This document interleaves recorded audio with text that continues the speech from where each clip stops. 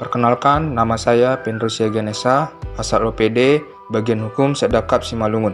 Saya akan menjabarkan tentang mind mapping, akuntabilitas, dan nasionalisme. Akuntabilitas. Definisi akuntabilitas merujuk pada kewajiban setiap individu, kelompok, atau institusi untuk memenuhi tanggung jawab yang menjadi amanahnya, yaitu menjamin terwujudnya nilai-nilai publik. Materi pokok dari akuntabilitas: pertama, konsep akuntabilitas; kedua, mekanisme akuntabilitas; ketiga, akuntabilitas dalam konteks; keempat, menjadi PNS yang akuntabel. Pertama, konsep akuntabilitas. 3 fungsi utama akuntabilitas publik. Yang pertama, peran demokratis untuk menyediakan kontrol demokratis. Yang kedua, peran belajar untuk meningkatkan efisiensi dan efektivitas. Yang ketiga, peran konstitusional untuk mencegah korupsi dan penyalahgunaan kekuasaan. Akuntabilitas publik terdiri dari akuntabilitas vertikal, pertanggungjawaban kepada otoritas yang lebih tinggi; akuntabilitas horizontal, pertanggungjawaban kepada masyarakat luas. Tingkatan akuntabilitas: yang pertama, akuntabilitas personal; kedua, akuntabilitas individu; ketiga, akuntabilitas kelompok; keempat, akuntabilitas organisasi; kelima, akuntabilitas stakeholder. 2. Mekanisme akuntabilitas.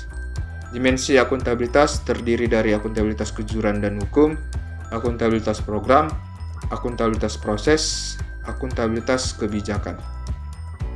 5 langkah dalam framework akuntabilitas. Pertama, tentukan tujuan dan tanggung jawab. Kedua, rencanakan apa yang akan dilakukan untuk mencapai tujuan. Ketiga, lakukan implementasi monitoring kemajuan. Keempat, berikan laporan secara lengkap. Kelima, berikan evaluasi dan masukan perbaikan. Ketiga, akuntabilitas dalam konteks. Akuntabilitas dalam organisasi: yang pertama, transparansi dan akses informasi; kedua, praktek kecurangan atau fraud dan perilaku korup; ketiga, penggunaan sumber daya milik negara; keempat, penyimpanan dan penggunaan data dan informasi pemerintah; kelima, konflik kepentingan. Informasi publik terdiri dari 2, informasi yang wajib disediakan dan diumumkan; yang kedua, informasi yang dikecualikan atau perlu dirahasiakan yang didasarkan pada undang-undang kepatutan kepentingan umum. 4. Menjadi PNS yang akuntabel. PNS akuntabel adalah PNS yang mampu mengambil pilihan yang tepat ketika terjadi konflik kepentingan, tidak terlibat dalam politik praktis, melayani warga secara adil dan konsisten dalam menjalankan tugas dan fungsinya. Menghindari perilaku curang dan koruptif. Pertama, PNS tidak terlibat dalam penipuan dan korupsi. Yang kedua, PNS dilarang berbuat curang dalam menggunakan posisi dan kewenangan mereka untuk kepentingan pribadi. Yang ketiga, PNS melaporkan setiap pelanggaran kode etik.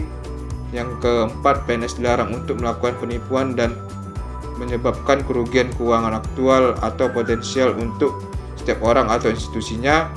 Yang kelima, PNS melaporkan setiap perilaku curang atau korup. Yang keenam, PNS memahami dan menerapkan kerangka akuntabilitas yang berlaku di sektor publik. Yang kedua, nasionalisme. Definisi nasionalisme: suatu sikap politik dari masyarakat suatu bangsa yang mempunyai kesamaan kebudayaan dan wilayah serta kesamaan cita-cita dan tujuan. Dengan demikian, masyarakat suatu bangsa tersebut merasakan adanya kesetiaan yang mendalam terhadap bangsa itu sendiri.